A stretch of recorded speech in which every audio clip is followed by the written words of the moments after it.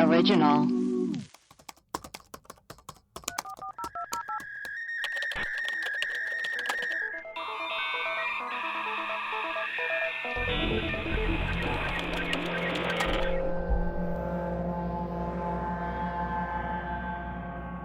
Hello and welcome to Web Crawlers, the podcast where we do a deep dive into some of our favorite mysteries.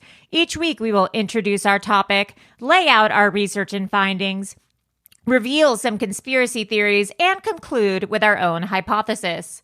I'm Allie Siegel, and today's special guest is Anne, aka The Vöid. Oh, yeah, no, the Noid, but Anne Charlotte. The Noid, excuse me. Yeah, the Noid. Charlotte. Anne Charlotte. The Noid is ever present. You go by Charlotte. No, I go by Anne Charlotte. I'm sorry. Anne Charlotte. I know it's fucking up already. I know it's effed up. I know, but okay. It's not a good name for bimbos. It's not a good name for bimbos. Yeah, no, it's not. I can't do three different names. Oh my God, that's too much. That's way too much. So you're from Norway, yeah, which is incredible. I had no idea we had listeners there. Oh my God. I'm honored. Yeah, you know what? I don't know about anyone else, but I'm kind of like I'm the podcast pimp to my friends. So I pimp out information. Sometimes the pods will stick. Sometimes they won't. Sometimes not. Sometimes not. So it's kind of funny. Oh my God. I love listening to more kind of funny, obscure, odd, morbid stuff. I mean, yeah. I love that. The podcast pimp. Yeah. Well, thank you for pimping us out. I'm pimping you To out. be pimped out. Yeah. We owe you some money. So oh my God. Thank you for being our podcast pimp. Yeah. I'm really excited. I just looked at your doc and this is going to be really, really cool. I'm kind of nervous reading it though. Yeah. Is English your second language? Yeah. You can say that. I give you so much credit for doing this. So thank you. You're amazing. Oh, so are you. Amazing and beautiful and the most perfect bimbo ever. You're beautiful. I was actually just looking at your haircut. You have a fantastic look and haircut and a beautiful room. So people who are on Patreon will be able to see this gorgeous room and an incredible haircut if you join the Patreon. You know what? I actually I never go to the hairdresser because I just cut my hair myself because I don't like going to the hairdresser. It's boring. Me either. Oh, it's so boring. And it's kind of like more fun to like try and do stuff and yourself. Expensive. Yeah. And I also like had like purple, blue, and like green hair for a while, and then I got so sick of it, so I colored it like a few weeks ago. So it's kind of like, and also cut my bangs, and it's like, so it's a bit fresh. Yeah. Well, I love it. Thank you. The story of my hair. All right, so I'm handing over the podcast to you. Oh, thank you. You're gonna do amazing. Don't take my job though. No. Tell us, what is our episode on today? Okay, so I kind of heard the word spirit cooking, and this is a long time ago, and I was kind of like, so I started to think about what is it, and then I kind of started theorizing myself what it may be, because it sounds actually quite dope. It's like, yeah, seriously, spirit cooking. It's like such a fun play on like everything, and so. So I'm going to start reading. Now I'm going to look at my manuscript because I'm not that. Yeah, no, please do. Yeah. I will start this segment by reading a poem called Spirit Cooking by Marina Abramović. And some people might know who that is because she is. I do. Yeah. She's quite famous. Let's see if I know who she is. She's like a artist, right? She's a very famous. I mean, I'm not a huge fan, I have to say, but I mean, right. But she's a very famous performance artist, and she's also kind of provocative in kind of like also a bit cheesy a way. But she got like, because of this segment I'm gonna talk about, or this whole thing, this spiel or shtick, she kind of like. She kind of rose to like extreme fame in a way, because then people who kind of is never interested in anything of the obscurity of this niche artist would ever experience on their own, you know? So it's quite an interesting story and extremely bizarre. Yeah. Okay. So this poem that I'm going to read, it's called Spirit Cooking. It's from 1996. Mix fresh milk from the breast with fresh milk of the sperm. Drink on earthquake nights. On your knees, clean the floor with your breath. Inhale the dust. Wash your bed sheets in lemon juice. Cover the pillow with sage leaves. With a sharp knife, cut deeply into the middle finger of the left hand. Eat the pain. Facing the wall, eat 9 red hot peppers. Take uncut 13 leaves of green cabbage with 13,000 grams of jealousy. Steam for a long time in deep iron pot till all water evaporates. Eat it just before attack. Fresh morning urine sprinkle over nightmare dreams. Okay. Ooh. Yeah, it's like this fantastic reader. Yeah, but this slams, you know? It's kind of like it does. Yeah, it really, and it's funny. It's not like, oh damn. It's like, it's intense. It's kind of like a very good friend of mine. She told me when she read it that it sounded like an AI would have written it, you know? It really does. Yeah, it sounds like a bot. Yeah, put words together. And I also made art via an AI app for this poems. So we have pictures we can put out. Like, oh, amazing! I'll put them on the Instagram. That's amazing. This poem is a part of an art show that Marina Abramović made in '96, which encapsulated a ritualistic ambience based in a recipe that also evoked the feeling of deeper meaning. This has made its own conspiracy pipeline that is quite current in the Q era. Ooh, like the Q is like, what the I mean, they're everywhere. It was like, oh my god. Yeah, yes. Seriously. So an art show that started out as just a pagan set ritual, an act about humanity, a room covered in written words made by pig's blood, a throwaway art show. Or in her own word, poetry. It's just poetry. And it's funny. I mean, it's like, you can't take it. You can't. Seriously, yeah. ASMR. Bimbo ASMR. A female artist that uses a more provocative way of manifesting the body, history, and all it encapsulates via performance can be triggering regarding the alt-right and the need for taking everything so bloody literal. It's a throwback to the moral panic in the 80s and 90s. And this also happened in 96, but it wasn't a part of the moral panic in 1996. Right. Yeah. It's all a blur and fairy tales get real pretty fast. The weird bit being that many people who are scared by this eat the body and drink the blood of their savior at Holy Communion. The satire is not lost in this case. Totally. They really want reality as we perceive it to actually be a battle between good and evil, and the lore of fantasy is real. A peek behind the veil, Buffy the Vampire Slayer might be true.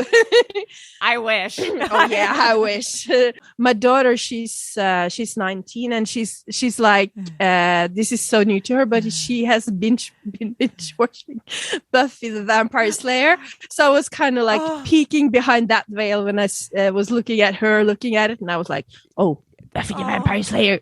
They want it to be true. That's so funny. Yeah. So when I was like 13 years old, I totally thought that I was gonna get like Slayer powers, and I like any second I was like, I know I'm a vampire slayer. Someone's gonna come and tell me I'm a slayer. Like I thought it was real, but yeah, there's people who buy into that literally though, like as adults.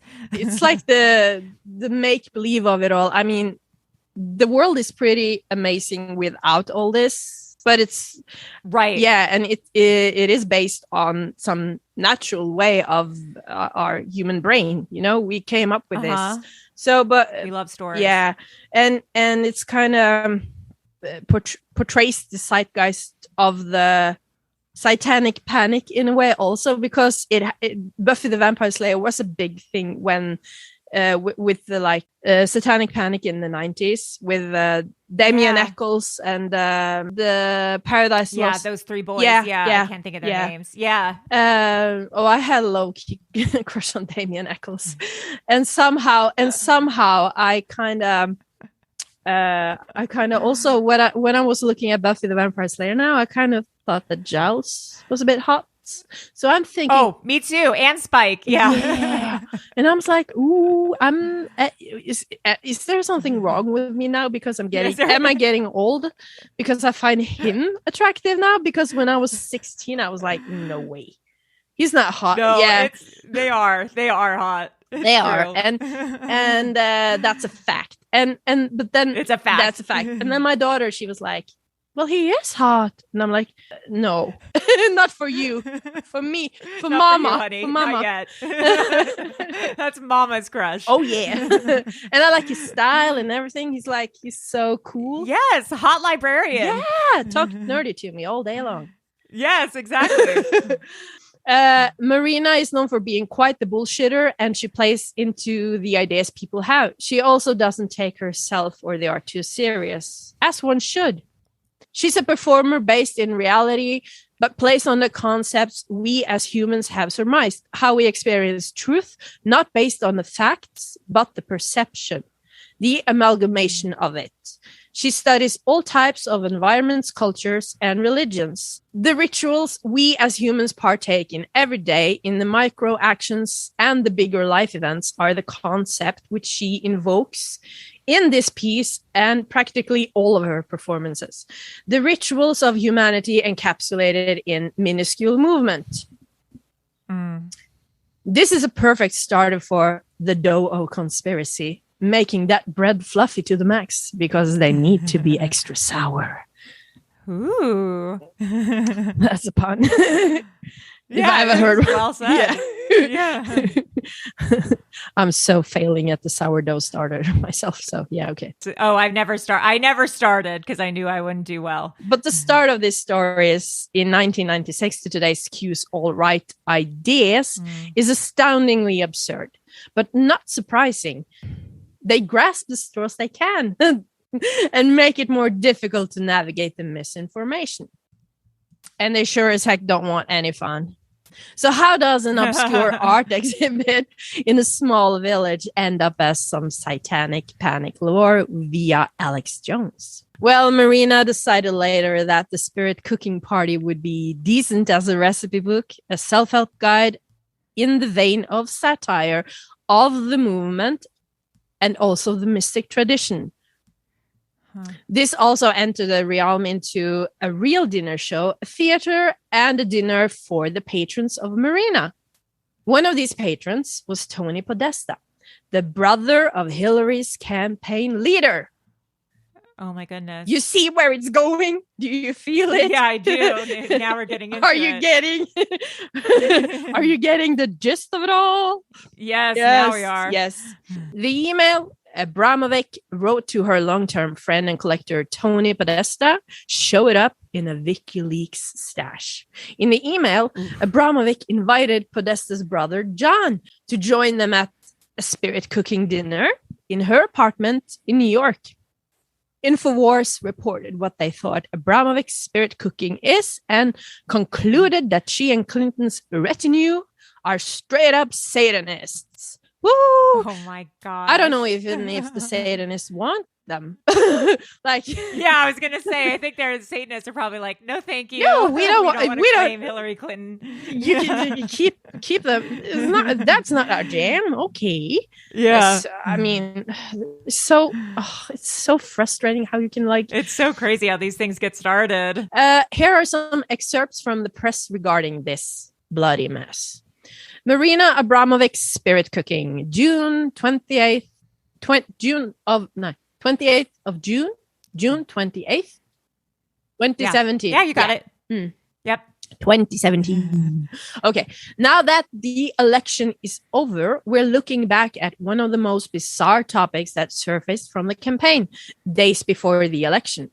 WikiLeaks released a batch of emails containing a note from performance artist Marina Abramović to Tony Podesta, brother of Hillary Clinton's campaign chairman John Podesta, and set off a strange chain reaction of accusations that tied Clinton and Podesta to the occult and Satan worshipping from the alt-right.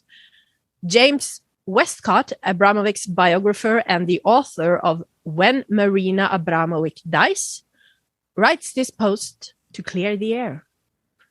Breaking fake news! Hear all about it! Breaking fake news! Clinton's campaign manager participates in a cult ritual with bizarre Balkan Satanist. Of all the crazy tales fabricated in this election, this one might have been the most insane. Not just the paranoid conspiracy preceded by the alt-right, Clinton's satanic network, but for the fact that a performance artist, Marina Abramović, found herself tossed into the hollow core of the nation's election news cycle. Enduring decades of obscurity in a tiny art world niche, Abramović may have been elevated to A-list celebrity after her MoMA performance. The artist is present in 2010. But to now show up on the alt-right's radar is a whole other level of fame. Whole nother level. Yeah, that's crazy. And now we get into the kind of like the timeline of the pipeline. And so I will amazing. Yeah, so I will call this the magic of the pipeline. And just so our listeners know, the following portion you'll be reading is from a book called The Propaganda Pipeline: Hacking the Core from the Periphery by Yochai Benkler, Robert Faris, and Hal Roberts. A leaked email appears to link Clinton campaign chairman to bizarre occult ritual. Tweeted Sean Hannity at 11:50 a.m. on November 4th, 2016, linking to a radio and online segment on the topic. Hannity, who later removed the page from his archives, linked to a story from LifeSet, the website founded by Laura Ingraham, headlined, WikiLeaks, Clinton campaign chair participated in occult magic. Emails reveal Podesta attended spirit cooking event that has been described as satanic. That same morning, the Washington Times published a story entitled, WikiLeaks, Podesta invited to spirit dinner. Hosts known recipes demand breast milk sperm. Crediting the Drudge report as having broken the story. That is so stupid. Oh my god! It's like getting more and more insane. And that's so crazy.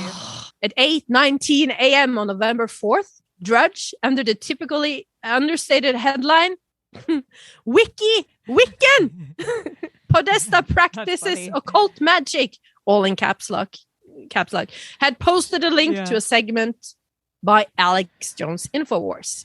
And oh my God. Yeah, and Infowars was clearly the source of Hannity's insight, as Hannity's headline doesn't even bother to vary the adjectives from the Infowars headline. Spirit cooking, Clinton campaign chairman practices bizarre occult ritual.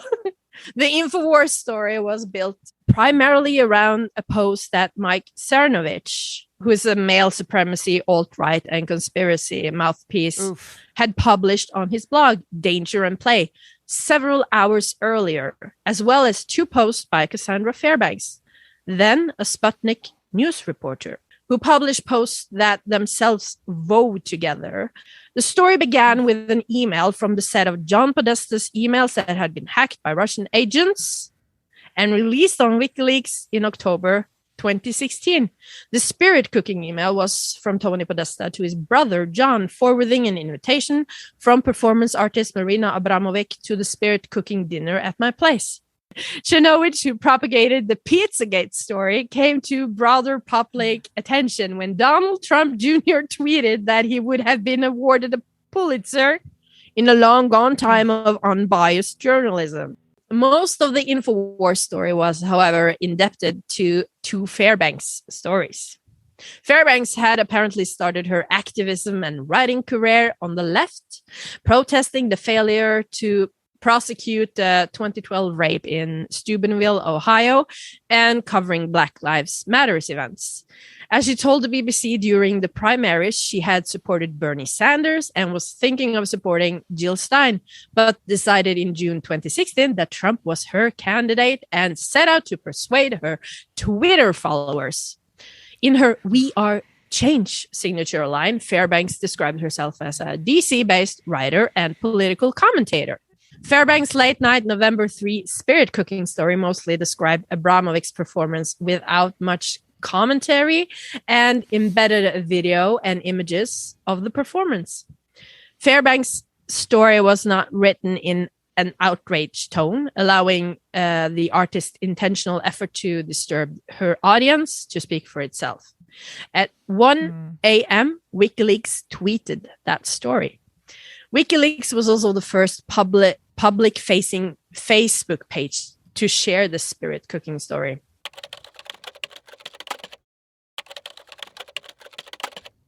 The InfoWars story amped up the volume by explaining that spirit cooking was a sacrament in the religion of Thelema, which was founded by Aleister Crowley and involves an occult performance during which menstrual blood, breast milk, urine, and sperm, not poop. Important distinction. Yeah. Why do not discriminate the poop? Yeah. Why no poop? Yeah. I'm pissed. It's like, what are used to create a painting to deepen the conspiracy? Gorgeous. Yeah. To deepen the conspiracy, the InfoWars story picked up the pizza storyline that would become the foundation of Pizzagate soon after the election. Some are even linking the spirit cooking revelation to claims that the Podesta emails contain code for child sex trafficking that is hidden behind mentions of types of food. The source cited for this proposition was another story by Fairbanks, also posted November the 3rd. Fairbanks' story. Internet is on fire with speculation that Podesta emails contain code for child sex. Reported what others were saying rather than making her own claim, and ended with the modifier of whether this is the case of confirmation bias or something more sinister. One thing is certain. People really do not trust Hillary Clinton to the point where thousands of people are actually having serious discussions about whether or not she's involved in a child sex ring. First, Fairbanks described the Reddit post connecting the story to the case of Laura Silsby and her Baptist missionary organization. The New Life Children's Refuge, Silsby and 9 of her colleagues tried to transport 33 children out of Haiti to the Dominican Republic in the aftermath of the 2010 Haitian earthquake. The 10 missionaries were charged with kidnapping and held for 3 weeks pending investigation and charging. Their lawyer had requested that Hillary Clinton, then Secretary of State, intervene, but the State Department limited its engagement to standard consular services for the situation. A week later, Bill Clinton, who was coordinating the UN relief efforts, made a public plea for the US and Haitian governments to resolve the issue of the 10 American missionaries. Ultimately, 9 of the 10 were released, and Silsby was convicted of a lesser offense and sentenced to 6 months imprisonment. At the time, the Fox News coverage of the event was highly sympathetic, of course, to Silsby, describing her as a 40-year-old businesswoman who thought the children she was trying to help were orphans whose homes were destroyed in the earthquake. In Fairbanks' telling, Silsby was found guilty in Haiti of child trafficking in 2010 after she attempted to cross the Haiti-Dominican Republic border with 33 Haitian children. All but one of the children had at least one living parent and were not orphans. Jesus Christ. Yeah. 9 others who were arrested along with her were freed, thanks to the effort of the Clintons. Fairbanks followed this framing with a pullout of a Mike Cernovich tweet asking, were 33 children for Bill Clinton, Jeffrey Epstein's use? Forget corruptions. These emails expose connections to child sex trafficking. Ding, ding, ding, ding. Here we go. Yeah, seriously. Oh my God. Yeah, this is like getting like from a fucking poem to this. Yeah. It's like, oh, wow. Crazy. Yeah. Fairbanks used the Lolita Express story in the conclusion of the piece, where she quoted from an interview she conducted with Cernovich. Cernovich added that because of the fact that Clinton's top aide, Huma Abedin's husband, is currently under investigation for sexting a minor, and Bill Clinton flew on convicted pedophile Jeffrey Epstein's private jet, which is called the Lolita Express. The whole inner circle deserves scrutiny. The final strand in the story is pizza, or rather, the belief that the use of words that related to food items represent code for criminal sex trafficking. For this part, Fairbanks moved from Cernovich to another alt-right persona, the @JaredWyand Twitter handle. Wyand is an online persona associated with the alt-right who, after having been banned from Twitter, was warmly embraced by the Daily Stormer for postings such as, the media is nothing more than the propaganda arm of our Zionist occupational government. And this is all orchestrated by Jews to topple Western civilization and reshape it in their vision. Yeah. Jesus Christ. Yeah. Fairbanks used the Jared Wyand tweets as the basis to report that. Theories and screenshots began to swirl, claiming that bizarrely worded emails about food were codes for child sex trafficking. Fairbanks qualified her reporting with. It's important to note that this originated on anonymous message boards, and the keywords were not listed in any of the emails. The first appearance of the term pizza in combination with pedophilia or child sex in this November 3rd Reddit post. Someone tell me I'm wrong. That's like the headline of the Reddit post. Yeah. That post listed all various ways in which the word pizza appeared in the Podesta emails and speculated that pizza is a code word for sex trafficking children. The Comet Pizza aspect of the story was added on November 7th and took on a life of its own. WikiLeaks picked up Fairbanks' Abramović story on November 4th. 7 hours later, the InfoWars segment curated both of Fairbanks' November 3rd stories into a collection of insinuations that the spirit cooking email was tied to occult satanic sex practices and that these were in turn linked to trafficking in children to the Lolita Express and to the use of pizza-related code words to stand for sex trafficking. Every time I'm going to eat a pizza now, I'm just going to think about what does this... it's crazy. Yeah. Amplified within minutes by Drudge, the core insinuation made it to Hannity and the Washington Times. The Reddit and 4chan posts themselves, by contrast, are consistent with models in work that focuses on how alt-right trolls on these platforms experimented with memes that they tried to insert into mainstream media. These were early posts that got out a few hours ahead of the story, and some developed quite imaginative conspiracy theory around pizza party invitations. It would have been standard practice for a well-balanced media ecosystem to simply refuse to touch such a far-fetched story or actively debunk it. It was designed to produce cathartic outrage in its readers and viewers and to be rewarded by clicks and views. When they break news with a fake story about spirit cooking, it just catapults it into some monster that evolved into a zeitgeist of its own. So as it has, And in the end, Marina Abramović gets more famous in the wake of this. And she did, actually. Yeah, I just see it as a humoristic take on the biology of humans. Like, we are combined in this matter. When you cook it in the womb, it turns. Yeah, it's true. Yeah, it turns into human. It's not a romantic way of seeing life, but beckons more a gross depiction of the stuff we are made of. Like, also the whole thing on its own is such a perfect definition of the concept itself. Like, how something so minuscule can like get snowball so hard. The meta must not be lost on us. It's perfect satire. It is perfect satire. It's true. Le fin. I'm done. The end. Bye-bye. No, I'm sorry.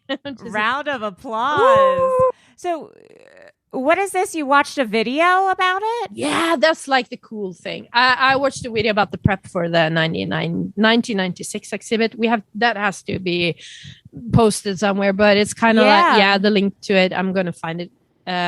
It's like it's just like a view behind the curtain when they kind of they were in like this small Italian village. So, and it was, and it was like this throwaway show. It was like, oh yeah, let's make an art exhibit that's not like a MoMA performance, you know? Right, it's of like, course, yeah. Yeah, just like keep the art moving. Boop, boop, boop, boop, boop. And then, bippity bappity boop. And then, I mean, they painted the walls with the poetry in pig's blood. And the thing is that, I don't know. I'm kind of like, I know that what she does is art, and that's kind of like the point of it. And it's not a big deal, actually. She is using pig's blood. We kill pigs, we eat them, drain their blood. I mean, it's not wasteful. And I mean, of course it's but this is also life. I mean, it's gross in a way also, you know? So I mean, but the comments under this video, they were so insanely crazy. Really? And they were kind of like, oh, she's a witch, she's a demon, this is a ritual, this should not happen, she is calling on the devil, and she is it's like they were like, it's like, and then there was like kind of like one it was like, I love this art, I like it, very like, oh my god, that's really funny. And then people are conspiring more, you know, like they're like writing their own it's like people are so fucking, I'm sorry, they're so true. They're so effing dumb.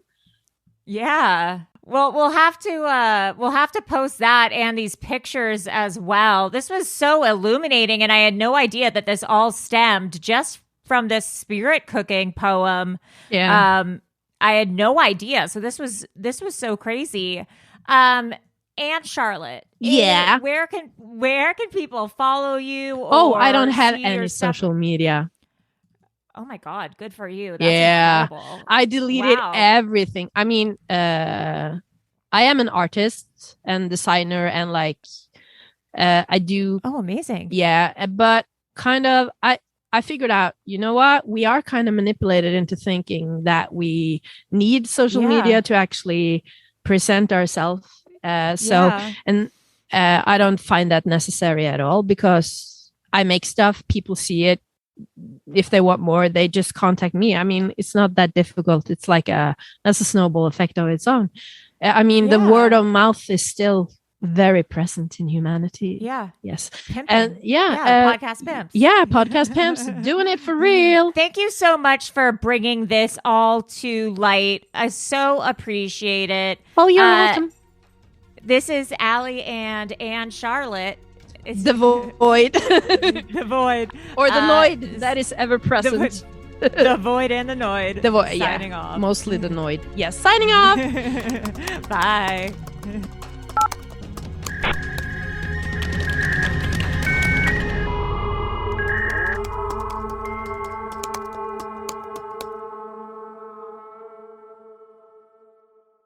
An Erios original. Powered by Acast.